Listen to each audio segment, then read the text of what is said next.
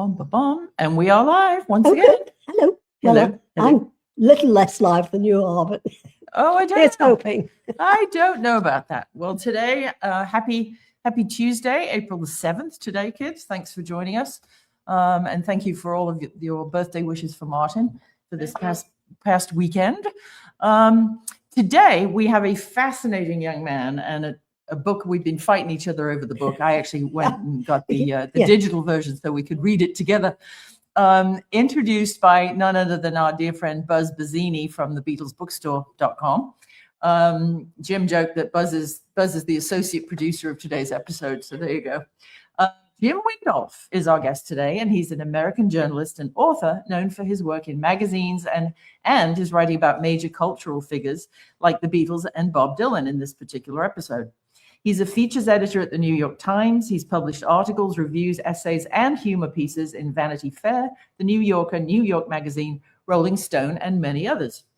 Additionally, his short fiction has appeared in Ontario Review, 3 a.m. Magazine, Puerto del Sol, ta-da, and other literary journals. His writing is known for being insightful, well-researched, I can guarantee you that, and accessible to general readers. He's not only known for this definitive brand new book, Where the Music Had to Go, published on the 14th by Simon & Schuster. This is a must-have for any self-respecting Beatle fans collection, which is about these artists, Dylan and the Beatles, and many, many quotes from many, many others, but also for Jim's contributions in magazine features and essays, which have helped interpret their enduring influence. This dual biography dives into the surprisingly supportive, occasionally rivalrous, and always fertile relationship between Bob Dylan and the Beatles, uncovering how they inspired and transformed each other as songwriters, recording artists, and cultural icons. From Dylan's initial dismissal of the Beatles as being for teeny boppers, to his realization that they were pointing the direction where the music had to go, hence the title. And from the Beatles' obsessive spinning of early Dylan records to their impromptu renditions of 15 Dylan songs during the 1969 Get Back sessions, this book captures the moments that pushed Dylan to go electric and inspired the Beatles to deepen their lyrics. Highly entertaining and packed with backstage anecdotes, Where the Music Had to Go is a deep focused portrait of a heretofore unexamined relationship, one full of camaraderie, competition, and mutual evolution. More than a music biography, this is a front row seat to the forces that shaped an era, an unmissable experience for music lovers, pop culture buffs, and anyone curious about the magic that happens when legends collide. So thanks to Buzz Bazzini, and without further ado, the author of Where the Music Had to Go, ladies and gentlemen, Mr. Jim Windolf. Thank you for that kind introduction. Hello, Dr. Angie and Ruth. I'm exhausted from the introduction. It was too nice. Did you? Now, this latest book of yours, Where the Music Had to Go, explores major shifts in music culture. What first marked your idea for the project? Well, how did you get started on it? Well, I think it's just from, first of all, just being a fan of both. And not, as you know, not everybody who likes Bob Dylan likes the Beatles, and not everybody who likes the Beatles like Bob Dylan. But since I was a kid, I liked both. So I kept reading about both. And when I would read these books about them, I'd always feel a little ripped off that when they met each other or that kind of thing, there wasn't enough detail. And then I found out in my research that earlier writers just missed a lot of the story that the many times they saw each other the story had not been told. So it's kind of just the book I wanted to read. So I spent 5 years writing it so I could read it. You want a job doing, do it yourself. Yeah, that's right. That is amazing. I mean, you're right. I'm, of course, a Beatle fan. As a former recovering lyricist, I appreciate Dylan for his poetry, but not really a fan of the audio, I have to say. So you're right when you say often it's not taken for granted that if you're a fan of one, you'll be a fan of the other. That's right. George even said that in the first interview that George and John gave about the Beatles was to Melody Maker in 1965. And George said, people might be surprised to hear that we're fans of Dylan because, maybe some of our fans don't like Dylan, but we do. And so that's been the case from the very start. Yeah. But a lot of people like both at the very start, including, like the Byrds and Sonny and Cher and all these people who kind of tried to mix the two sounds in their own music. Yeah. Do you think it was maybe more exposure to the people who were fans of both from the beginning were exposed to both of them at the beginning, because, you know, we didn't really get a lot of Dylan on the radio in England, but in America, you would have had access. Both would have been more accessible, wouldn't they? A little bit more, but you know, when Dylan first arrives, well, his first big tour of England in April and May 1965, I was surprised to see how he was in the charts. So he had, his album was at number one. He had four albums in the top 20, and his old Really? stuff was, you know, his old songs from 2 years earlier were in the top 10. So he was surprisingly kind of a pop star. He was even in teen magazines back then. So people forget that now. It's hard to imagine Dylan in a teen magazine, but he was. And there's Dylan and Lennon on the cover of a magazine called Teen Set in the same issue. You know, so back then he was, for a couple years there, kind of a pop star. That's interesting, because you know, he's not exactly the pinup, the David Cassidy, Right. Donny Osmond type. But you know, you're right. In the 60s, there were a lot of sort of beatniks who, you know, crocheted and knitted their own sweaters out of dark green wool to match their MGs, and we're all just, you know, peace and love and hippie stuff. And then there was the rest of us, you know, psychedelic kids, right? But you didn't discover Dylan until you were what, 11 or 12? That's right. Yep. So How did I that was come about? I don't know, you know, it was the song Hurricane was a minor hit when I was about 11 years old. So I don't know if you know that song, but it's about the boxer Reuben Hurricane Carter, who was unjustly imprisoned for murder. And that song, really, it was the music of it that caught my ear. So I didn't really get the lyrics until I'd listened to it a while. And I was already a Beatles fan, and through being a solo Beatles fan, because I was a 70s kid. So I first, you know, I had Band on the Run and George's album 33 and a Third, and the Lennon compilation Shaved Fish. That was really my entry. And then I went backward into the Beatles albums from there. So I kind of simultaneously, as a kid, was a fan of all of them individually. Yeah, that's interesting that you sort of went chronologically backwards. Because I was in the eye of the hurricane, as it were. Right. But from 1964, when Angie married my dad, when Jim McCartney. So, you know, I was always exposed to it chronologically. But we've had a lot of authors on who, like, Rubber Soul was their very first experience, and they didn't do the sort of toe tapping, four on the floor stuff till much later. It's interesting how different people come to the Beatles, isn't it?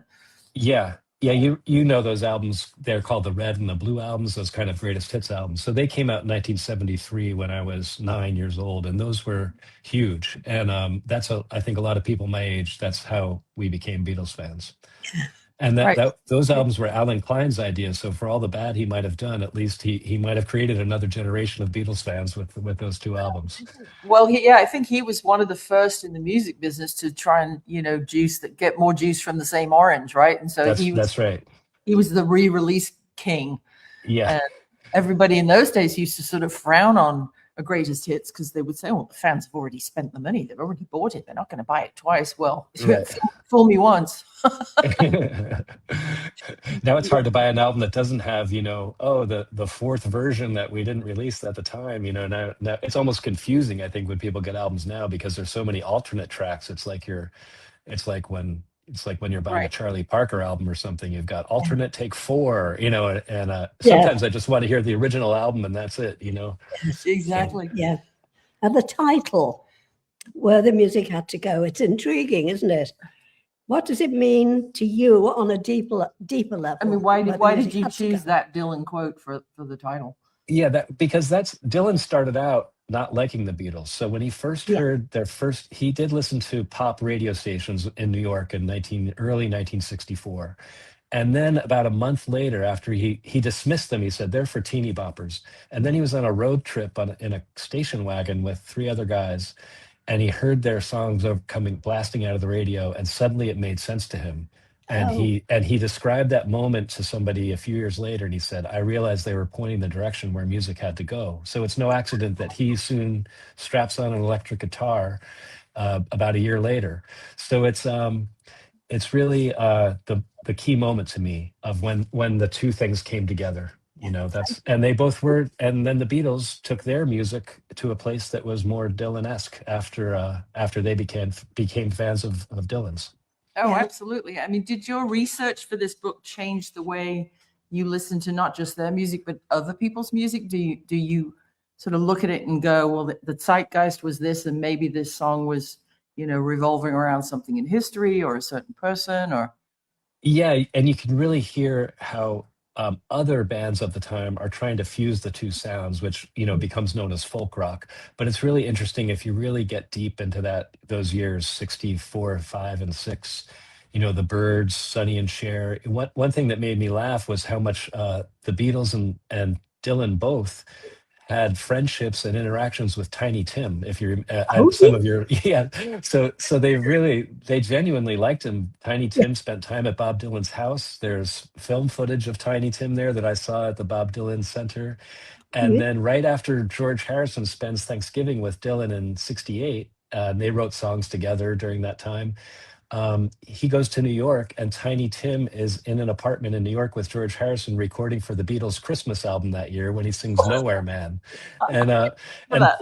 part of Tiny Tim's act back then was to do Dylan's "Like a Rolling Stone" and the Beatles' "Nowhere Man" back to back in his show. He did it at the Albert Hall for a standing ovation in '65. That So shows people us forget it.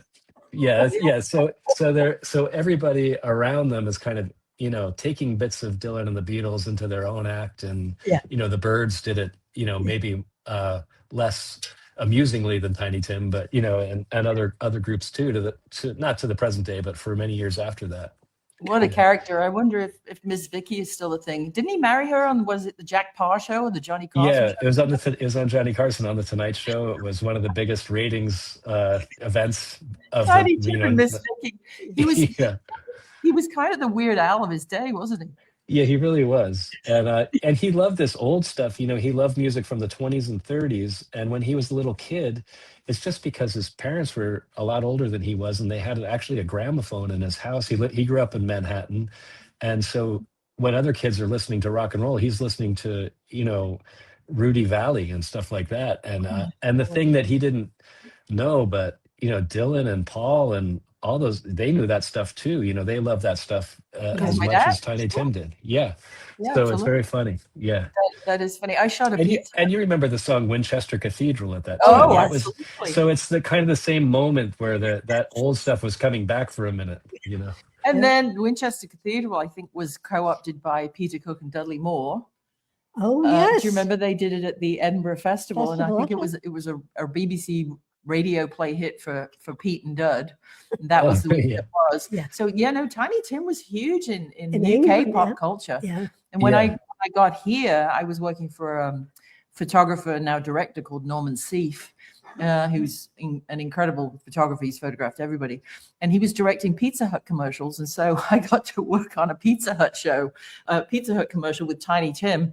Oh. And I was the food stylist, and I had to make a ukulele-shaped pizza that he had to play until the cheese fell off. That's great. He was as sweet as he could be, but just what an unlikely celebrity, huh?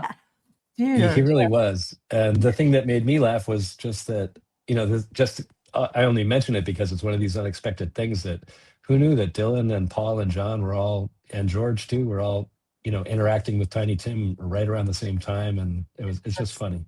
That's right. Yeah. Our friend Karen Reeder from Edinburgh in Scotland, who, by the way, your tea is on the way, Karen.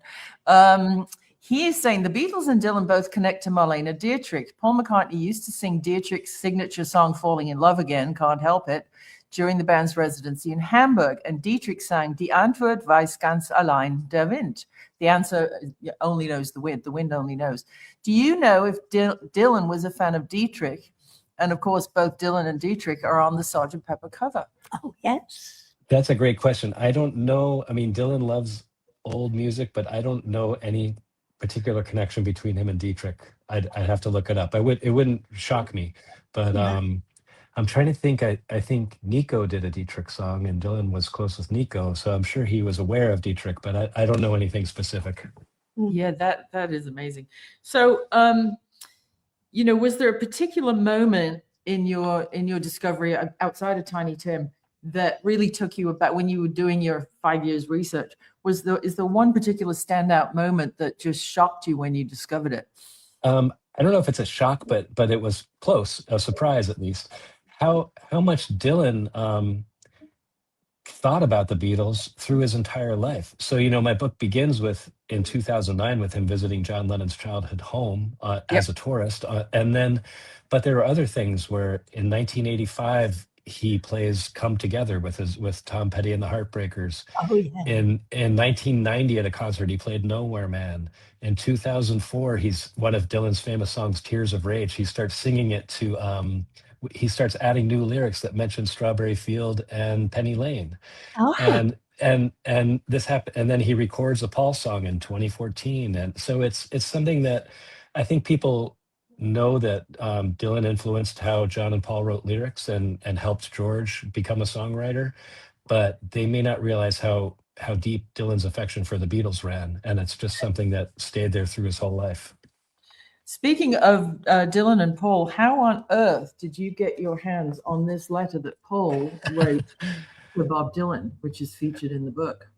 That letter I found at the Bob Dylan Center archive, and it was there in Bob Dylan. Bob Dylan saved it. That's what that means. And then I asked, and kindly the Paul McCartney team allowed us to reprint it. So I got permission from the Dylan archive as well as that. NPL. And if you look in those same picture right before that picture, you can see the picture of Bob Dylan on the Teen magazine. Maybe show the viewers that, because that's so funny. Oh yeah, okay. It's on the right-hand page, I think. Okay. New York Classic. Oh yeah, Teen Set. We actually had the author of today's Teen Set on the show a few months ago. Yes, he's great. Yeah, there they are, Dylan and Lennon on the cover of Teen Set. Yeah, that's Alison Bumstead wrote a book about Teen Set. She's very good. That's a really good book. Yeah. She was a great guest on here. But if I'm going to read this letter so that for the benefit of the viewers and listeners. So it's dated the 6th of May, 2009. And it's just on a letterhead that says Paul McCartney, and he's put brackets in pen around the McCartney. Dear Bob, just had the pleasure of listening to your theme time radio show, Friends and Neighbors, and enjoyed it so much that I had to write and tell you. The music you played was fabulous, and the chat in between was both edifying and amusing. Thanks for an hour of listening pleasure. Hope all is well with you. All the best, you lovely boy. Cheers, Paul. Isn't that sweet? That's very sweet. Yeah. And then Sir Paul, gave me an interview for this book, and he mentions hanging out with Dylan in 2016 when they played a desert trip in California. So they had, their relationship continued, and he said he's open to writing songs with Bob even now. And people might think that's ridiculous, but we all know that Paul just put out an album, so it's not ridiculous. And I think Dylan will keep going too. Yeah, yeah. Creativity never. If you're a creative soul, it's not like Angie's on her 8th book and I'm still writing songs. But I didn't start till I was nearly 83 years old. That's right, 82.7. It says on the book. On my first. That's good. It's a never say never thing. So speaking of writing and creativity going on and on. Yeah. You've spent years and years as a writer for publications like Variety and Rolling Stone and Vanity Fair and all those high-end publications. How did your editorial background shape the way you approached this book? Well, I think it is just after writing so many words, I think, one thing that you get in your head when you're writing especially for the New York Times, which is aimed at everybody, it's meant to be, you want something that you write in the New York Times that any smart reader who may not know the subject you're writing about to understand perfectly what you're writing about. So I try to write something that is not for the specialist reader, and just always keep in mind that, even if you are an expert in one part of music, it might not mean that you know the other part. So I'm keeping in mind that the Beatles fans reading this book may not know anything about Dylan at all. So I want to make it crystal clear, that stuff, and vice versa.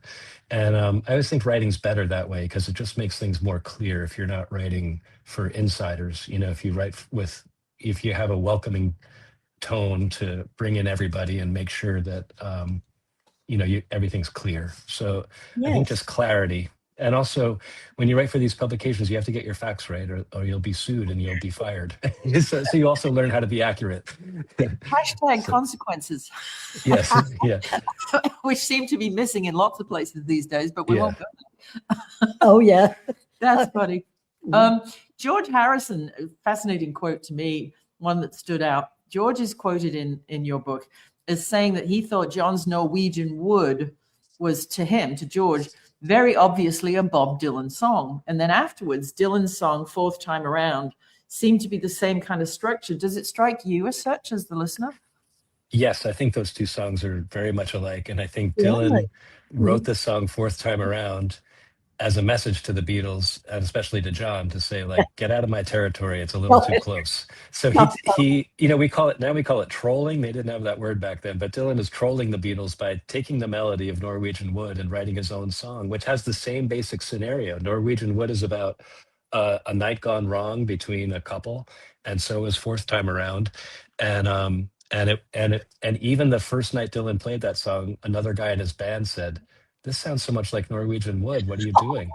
And Dylan said, "I'm afraid Norwegian Wood sounds like my stuff, so I feel I have to do this."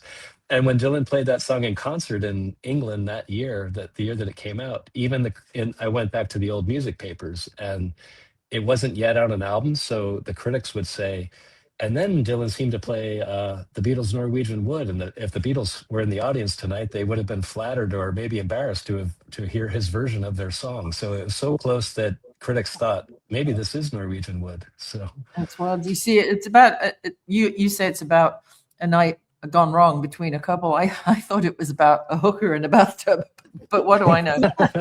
I was only there at the time. Yeah, it could be that. Could be that. Could be that too. Yeah, Diana's just saying, and I agree. Books are windows to the world for sure. What a great way of Yeah. putting it. I'm so glad books are still a thing. I mean, I know we have them digitally, but do you see a renaissance of like book collectors and you're doing a lot of events? It's on the Simon and Schuster website. Do you see a renaissance of people now they're collecting vinyl? They want the companion in the book to sit and read while they listen to the records. And Yeah, interestingly enough, the same thing has not, what happened in music where everything went to streaming and to Spotify. right. It hasn't quite happened in books. I mean, Kindle's popular and that is popular, but the sales of hardcover books and paperbacks has held steady in recent years, and it just seems that people like having a book in their hand, and they want to get away from their screen at least for a few hours a day. So I think the digital thing has had a dent in the publishing industry, but not quite as much as it had in music. Yeah, never looked at it like that because, Spotify are the robber barons. Apple, when iTunes came along, we all thought, well, this is great because to buy an album in those days was 10 or 12 bucks and you got the single and maybe one more song you liked and then, filler basically with most bands, not with the Beatles for sure, but then Steve Jobs came along and said, well, you can buy them for 99 cents as singles. And they sold a lot more because people would go and, create their own playlists. And out of that, Apple would pay the label 70 cents. And then the label would keep, 15 or 20% for currency conversion and what have you. And the bands were making 58, 59 cents per download. Now Spotify's paying them 0.003 cents per play. And so, we used to have acts that we would write them a check for $4,000 a month. Now you're lucky if it's $400 a quarter. And so I'm so glad to hear you say that, that's not happening as prevalently in book world, because even if you want it on your Kindle, you still pay for it. You don't want to just rent it page by page and go back to it and have, one page at a time. It's kind of crazy, isn't it? Yeah. Like, why people would want to do that. Ange had a question about turning the clock back. Yes. Yeah. Oh, yeah. Yes, of course. What question would you have asked as a journalist if you'd been sort of, in the Delmonico Hotel with the boys in August 28th, 1964, when they all got together and smoked jazz cigarettes, I believe. Oh boy, that's a tough one. With towels what? under the door. Yeah. Well, I'd like to know, there's one account where there's Dylan's right-hand man is this guy named Victor Maimudis, and he wrote in his memoir many years later that the Beatles and Dylan took turns going to the window because the thousands of people on the street below would you know, let up a cheer whenever they approached the window. So they said it was kind of like playing a musical instrument to walk to the window and back and forth. And I'd just like to hear more detail on that and if it was really how it happened. You know, that's what they did the morning after. So they were all crashed out, and then in the morning they all went to the window and they were surprised to see thousands of people still on the sidewalks below. And the noise, they said the noise was incredible. Wow. Our friend Ashley from Alabama is asking, wasn't Norwegian Wood supposed to be based around the relationship between John Lennon and Alma Cogan at that time? I don't know. Do you know anything about that background? Yes, I have thoughts on this that I go into in the book. So they're really John wrote this song, and it's about, he says in a way it's about an affair, but on the other hand, if you look at the lyrics closely, it's about an affair that didn't quite happen because the male character is rejected. So there are three suspects or three possible models for the woman in the song, and one is Alma Cogan for sure. And John was very close with Alma Cogan, and Alma Cogan's sister gave an interview in 2006 to the BBC where she said that Alma and John would check into hotels together under the names Mr. and Mrs. Winston, and they had quite an affair. And Cynthia Lennon believed that that was true. She, in her second memoir, she writes about her feelings of jealousy toward Alma Cogan. So she's definitely a possibility. Oh. There's another thing in my book where Alma is in a hotel room with Dylan and the Beatles and Cynthia Lennon and Allen Ginsberg partying after one of Dylan's shows at the Royal Albert Hall. So she was also close with Paul. She's the person that Paul played Yesterday for early on before he had a title for it. But two other women are possibilities. The journalist Maureen Cleave, and that's the one mentioned by John's friend Pete Shotton. And then a third woman is named Sunny Freeman, who's the wife of Robert Friedman, the photographer, who told people she was from Norway, even though she was from Germany. So that's, some people thought the Norwegian was kind of a sly hint that it was about his affair with Sunny Freeman. And there's other evidence that John had a dalliance with her. So it could be any one of those three. I don't think we can know for sure. John did say in an interview, it was about an affair I was having, but he didn't say who it was with. So I think all we can do is like, here are the three main possibilities, and leave it at that. Wow. Yeah. You make mention in your book, there's a reference to Miles Davis, which is somebody that is, you don't really connect between Dylan and the Beatles. Your research must take you down crazy rabbit holes. Yeah, there's this journalist, Al Aronowitz. He introduced the Beatles to Bob Dylan, and he was friends first with Dylan, then with the Beatles. He wrote two really great cover stories on the Beatles for the Saturday Evening Post that were two of the first really good serious pieces in the United States about them. But he was friends with Miles Davis, and he learned to smoke pot from Jack Kerouac and Allen Ginsberg and Miles Davis, and he's the one who.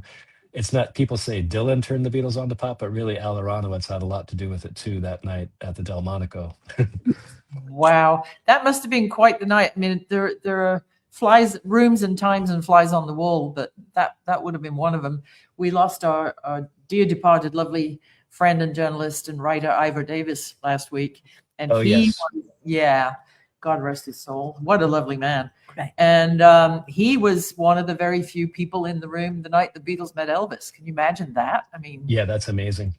It's a pinch yourself moment. But there are just so many, like the Chelsea Hotel. Our friend Elizabeth just stayed there. What an iconic place to have been in those years. Can you paint a picture for people who don't know anything about the Chelsea Hotel? Paint a picture of sort of the people who would hang out there and what that scene looked like. Yeah, well, back then it was artists, poets, and the place was, kind of a dive, but a charming dive. Leonard Cohen was there. Dylan had a place there for a while. A lot of painters.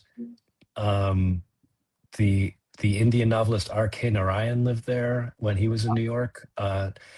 Now it's a lovely hotel that costs about $450 a night to stay there, and there's still apartments there. I have a friend who has an apartment there, so I was there a few months ago. It still has kind of that atmosphere and mood there. It is a terrific place. The Beatles didn't see Dylan at the Chelsea Hotel. He was there after his 66 tour, the one where he was booed.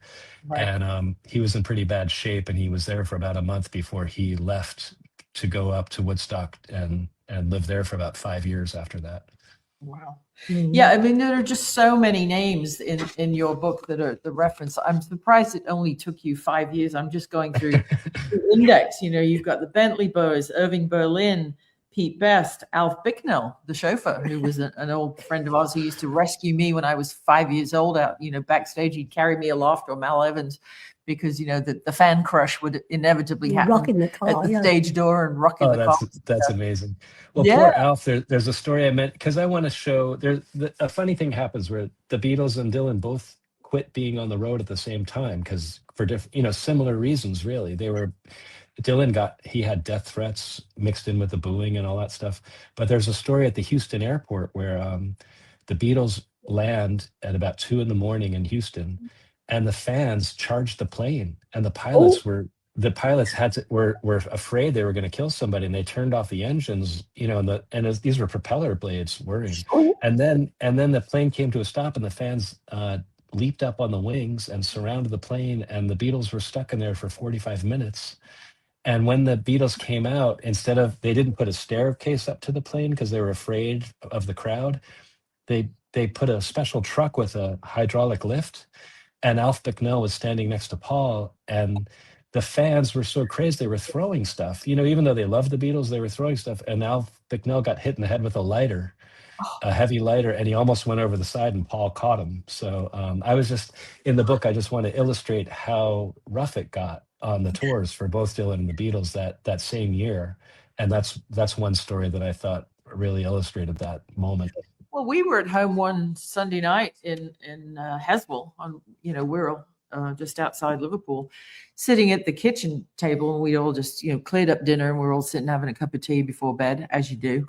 And we had these lead-lighted little diamond-shaped window panes. It was, you know, it was sort of not an old house, but it was one of these mock Tudor, you know, affectations. And we had a half an acre back garden, and there was a huge 8-foot hedgerow fence, and then just wildlife in the back. It's all houses now, but all of a sudden we're just sitting there having a cup of tea, and we hear this almighty crash, and there's hair and teeth and squealing and screaming, and the fans have got over the fence, rushed up the garden, broken in through the windows, and fallen into the sink in the house. And so fortunately we had very high up handles on the doors and locks. So Paul got everybody out of there, and we were all in the hallway by the stairs, and locked the door, and we called the police and said, "Can you come around and clean out the back garden, please?" And they were all just like bits of glass sticking in their hair, and it was just you know, they would do practically anything to get near a Beatle. You know, it was just they used crazy. To steal pebbles off the driveway. Gravel. Every now and again, we used to have to get the local garden service to come and repay the front drive, because this is a stone that Paul has driven over, you know. Oh my Lord. I know, it's just crazy. One thing, I went to Liverpool during my research, and one thing that surprised me was, I don't know if you know this by name, but there's this it's called the Clarence Warehouse. And do you know these photos of the photos where the 1962, right after Ringo joined the Beatles, and they're standing in an abandoned lot with a huge warehouse. So interestingly, in 66, Dylan went to that exact spot to get his own picture taken. So he must have known, because that was a poster, you know, of the Beatles standing in that spot. So he went to that exact same spot to get his photo taken. And I went there to check it out. And is probably more familiar to you, but I was surprised that the warehouse next to this abandoned warehouse that is still decrepit, the other ones are being transformed into luxury condominiums, because there's, you know, that development is coming to that part of Liverpool. Sure. And you know what, Paul's release of his album The Boys of Dungeon Lane last week, Dungeon Lane used to lead down to, you know, the Mersey shore, the sort of the, you know, the cheap part. It's called the Cast Iron Shore. It's called the Cast Iron Shore at Oglet, because people used to throw their old bicycles and bed frames and all kinds of crap into that part of the Mersey, because there was nobody down there. It's off Hale Road. And I love the way they leaked the album. They had a kid in in a school cap. Everybody's seen the pictures by now. And long shorts, the old Liverpool Institute uniform. And he looks like he's stealing the sign, Dungeon Lane. And the MPL marketing department worked with Google Maps. And they took pictures with the Google Maps cars of this kid stealing the Dungeon Lane sign. And they just sort of leaked it out there and somehow got that coordinate in the algorithm. And people kept saying, well, where's Dungeon Lane? What's Dungeon Lane? And don't you know, 48 hours later, the record comes out. They leaked it on Google Maps, which I thought was absolutely good strategy. Yeah. Ashley's saying that's the area where John's family first lived when they immigrated into Liverpool. That's right. Oh yeah, the old warehouses. I'm curious. I'm curious about that. Do you know that 73 television special that Paul made called James Paul McCartney? Were you taking part in that? Because I love those scenes in the pubs. She's in it. Yeah. But I had dark hair. Not this isn't my real hair. No. Was it a fun night? Yeah, I suppose. No. Okay. Well, Paul had forgotten to take any money with him, so he had to touch my dad for the bill for the whole. Yeah. That was a big crowd that night. There are several scenes where Paul's whispering in my dad's ear, and it's like, oh crap, I forgot my wallet. Can you cover this? Oh yeah. So, and I thought I was going, and I made a long green dress with a hood on it, and I sewed it on the machine, and I had these little suede wedge-heeled shoes. Remember with an ankle strap? And at the last minute, they'd given away or they'd sold so many tickets. But didn't they say you were too young anyway? Yeah, but that's nonsense because I was 13 or 14 years old, and you can go in pubs when you're a baby in England as long as you're not drinking until you're 16. And the news came down that the film crew had said, "Oh, I'm sorry, we've invited too many people, and it's a fire hazard. You can't go." So I had to sit home all by myself. Oh, that's too bad. That was no good. But no, Ange went. She's actually in Man on the Run. About 2.5 minutes in, there's some pub scenes. You'll see Her Majesty. She's in there. Oh, barely. If you blink your eyes, I was nearly on the You look older then than you do now. It's that California living makes you young. Absolutely, yeah. That's wild. What's Ashley saying? They also found all the kids were photographed with Dylan in the original photo and brought them back together after 50 years. Oh. Yeah, that's right. That place I was mentioning when he went to that warehouse, there were about 9 or 10 kids on the street, and they made a documentary of the kids that he posed with that day. Brought them all back together about 5 years ago or so. It's very fun. You can find it, I think, on YouTube documentary about those kids. So they didn't know who Dylan was at the time, but Dylan was just walking around that area by the docks and posed with these kids. And not only did he pose for still photos, but he had a film crew filming him. So at the Bob Dylan Center, they have the film footage of this photo shoot, which is fascinating to watch because it's Bob in Liverpool doing all this stuff. And that same day, Bill Harry took him to see the Cavern Club, which had just gone out of business. Yeah. He met a guy named Dennis something who was rumored to have no, I'm not sure, not Dennis O'Dell, another guy who was rumored to have punched George in the eye in 61. Yeah. So anyway, it's Liverpool. Many people punched many eyes in 1961. But I was thinking Dylan might have been the first Beatles tourist, because now you go there and it's filled with Beatles tourists. And Dylan got one of the first tours with Bill Harry saying, here's where the Beatles did this and that. And, it's very funny. When Paul first met Linda, right before they got married in March of 69, so it must have been, New Year, after Christmas, New Year of that year, he brought her up to Liverpool to meet us. And she said, well, where's this famous Cavern Club? And so he said, okay, well, we'll pop over, we'll go through the tunnel. Hey, Ruth, you want to come with? So Linda and I went, and Paul drove Angie's little yellow Rover car.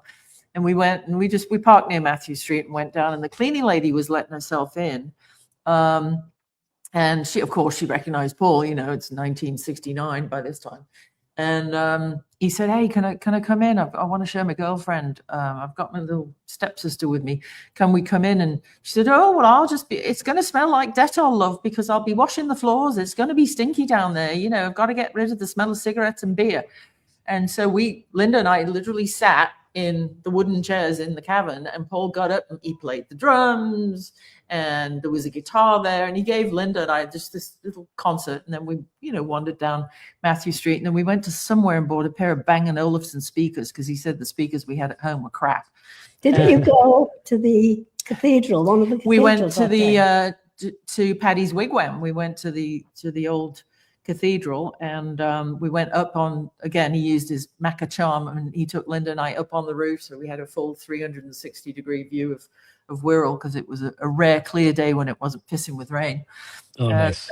Yeah, he wanted to give Linda, and then we went to the White Star for a sausage roll, because I think they were still eating meat in those days. Or it might have been a veggie roll. I don't know. No, I don't think it would be. But yeah, he wanted to give Linda a sense of Liverpool, and she was just charmed, because of course everywhere he walked, they're all right, La, all right, love your music, gotta love what you're doing, And so that's the great thing about Liverpool, is because the Beatles are from there, nobody's overwhelmed with the fame. When famous people come, it's not all like, can I get a selfie? They're like, all right, and that's about all you'll get.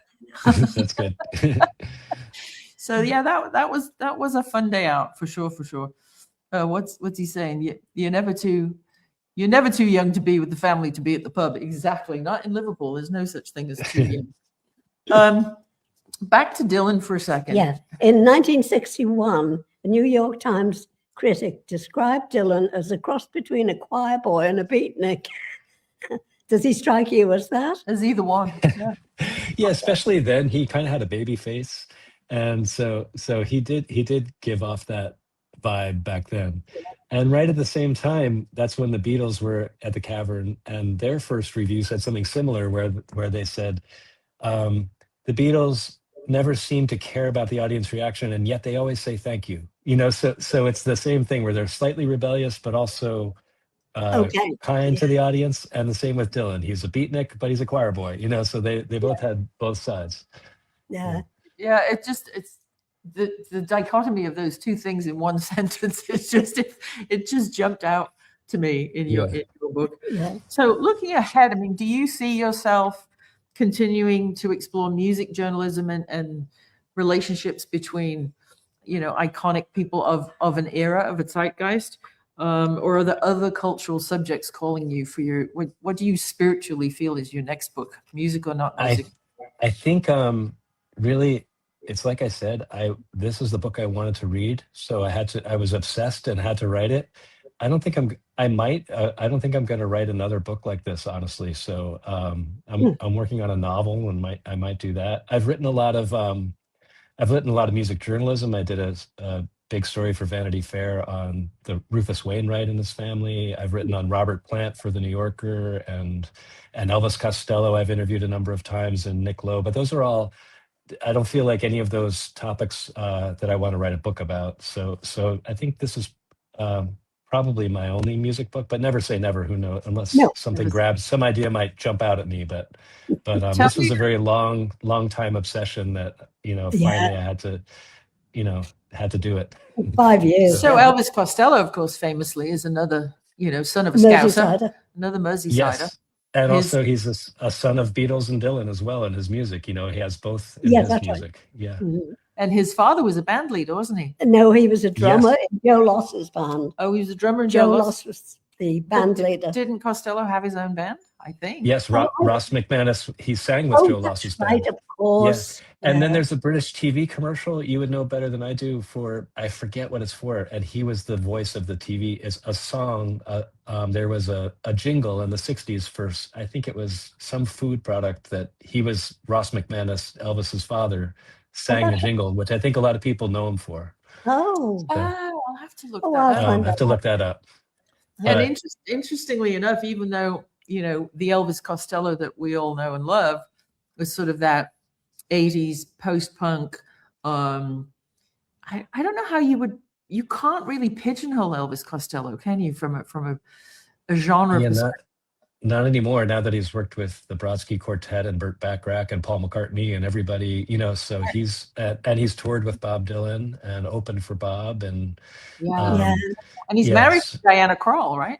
Yeah, married to Diana Krall, and I was the editor of two stories Elvis wrote for Vanity Fair. So I asked him to write about the 500 albums you must have, which is a great, still you can find that article online. And Elvis, in addition to being a great songwriter, he's really a great music critic or someone who writes about Okay. music really well. And so this article is really fascinating about what he thinks these are the 500 essential albums that everybody must have. So that's a really good piece if you can find it. It's from around 2000. What a great I wrote idea. that. Yeah. I mean, just, you know, there's a friend of ours, Charles Rosenet, writes top 10 list books, and he asks celebrities top 10, this, that, the other. That would be more of a, you know, a textbook kind of a thing. But wouldn't that be interesting that, you know, to find out what people like Robert Plant, for example, what his top 100 or 500 or 10 Yeah. would be. Tell me Yeah. a Robert Plant story, because I'm a bit of a fangirl still. Oh, you know, there are some people that I've interviewed that you have such a marvelous, like, I feel like not so much immediate connection, but I just love being in his presence. And I didn't expect that going into it. I just spent about 2 days with him in New York, and I went to his sound check and hung around with him. And there's something light about his spirit or something. And he was funny in a way I didn't expect. And so what I take away from it is just the mood that I felt being around him, you know, and he's just kind of a surprisingly funny guy. And I don't know, that's all. Just you know, I felt the same way with Nick Lowe. Like they're both Really? they're just charming, you know, just charming people. Light workers, I think we call them, don't we? Just Yeah. bring Yeah, up. exactly. They've Yeah. still got a bit of that, well, a lot of that old hippie in them that just, you know, believes in the best. I've got one here. Every morning she sends me either a text or an email. I live downstairs. She lives upstairs in the same house. Oh, Yeah. that's nice. As soon as I wake up. And poor Martin, my husband of 34 years, deals with all of it. Yeah. Oh, he's guaranteed a front seat in heaven when he pops off. Exactly. But she sends me an email As soon saying, as I waken up, I either send one from my cell phone, cell phone, or when I get up and go to the bathroom and go to my we computer. didn't need the bathroom comment. All right. I won't tell you anything about my bowels. She's English. She That's had good. to. Yes. Had to say bowels. She had to bring the toilet into it, you know. It's important to be regular. Yeah. Oh, it depends. Oh, see what she did there? Yeah. No, I send her an email that just says "mup." And then something totally irreverent and funny. But there are people that you meet and need in your life that just, they bring the light, you know, they bring the joy. Yeah. Yes, there are scary times. Hello. There are, you know, nobody's guaranteed a good time until the end, but we all must make the best of what we have every day. And that's what I'm so thankful for all of the people who are listening now and watching now and going to see this, you know, out on the interwebs. Weren't we so lucky to have been born at this little blip in the universe? Yeah. Can you imagine being born before fire? Well, being around Never mind. before fire, or Yeah. in 1,000 years' time when everything's AI, you know? Yeah, I know. I think we're such a lucky generation, or our generations, to have been exposed to all this music and all this art. And, you know, yes, I guess mind expanding drugs. I never tried any of that. Wasn't my deal. But when you look at the 40s to maybe to the 90s, that 50-year span of creativity and music, and you said some of the names, Jack Kerouac and, you know, John Lennon and these people. And thank you for taking up such a large part of your life to, you know, be passionate about enough to write a book that didn't exist that you wanted to read. That's just, that is such a gift, honestly, to this body of work that we've all got to enjoy. It's fantastic. Yeah, thank you. Yeah, I just wanted to get the story straight. I realized that it hadn't been, you know, just how many times did they meet? What happened? You know, that basic stuff was not had not been written before. So now it's all down and on the page. So. Well, yeah, and have you ever thought about turning it into some kind of an educational learning curriculum? Because there are lots of universities. Well, one thing I did speak at at a Beatles conference. Do you know Ken Womack? Has he? Oh, yes, yeah. very well. Yeah. Yeah. So I spoke at a conference of his in Asbury Park where I did a little audiovisual presentation based on parts of my book, and I think I'd like to improve that a little bit and take that on the road if I could, maybe one day. But yes, because it's fun to talk about, and it's nice to hear the music while you're explaining things. So it's a bit like a lecture, but with things to look at. So that would be fun. I think that's fantastic. I mean, and you've got some incredible, on the back of this book, some incredible testimonials, and one from Jan Wenner, co-founder of Rolling Stone.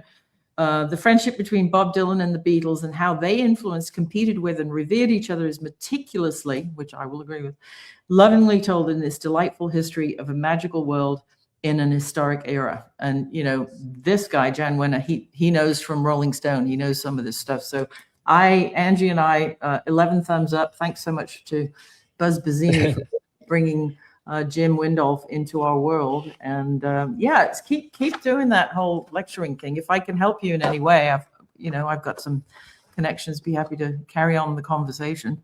All right, that would be great. Get the word out. That would be great. Absolutely. So you probably don't know this, but Angie one of her books is called Mrs. McCartney's Liverpool Limericks and Other Random Irish Haikus. So we put pen to paper, and if you're sitting comfortably, we will serenade you with our farewell limerick. So thank you. And you count it in, madame. Thank you. 1, 2, 3. We chatted with author named Jim, whose book holds each musical whim. From the Beatles to Bob, it's a masterful job, and packed with great yarns to the brim. Ta-da! Don't give up Thank your you. day job. Thanks very much. Fabulous time. Thank you, Jim Windolf. Thank you, Simon & Schuster, for publishing this book. And it's called Where the Music Had to Go, How Bob Dylan and the Beatles Changed Each Other and the World. And you can't call yourself a Beatles collector if you don't have this in your collection. It is fabulous. And we will see you kids all of a sudden next week. Keep your corkscrews handy. Keep your kettles boiling. We'll see you over at McCartney.com and all of the other places you can find us. And we'll see you kids all of a sudden. Bye-bye. Bye. Thanks so much. See you. Pleasure.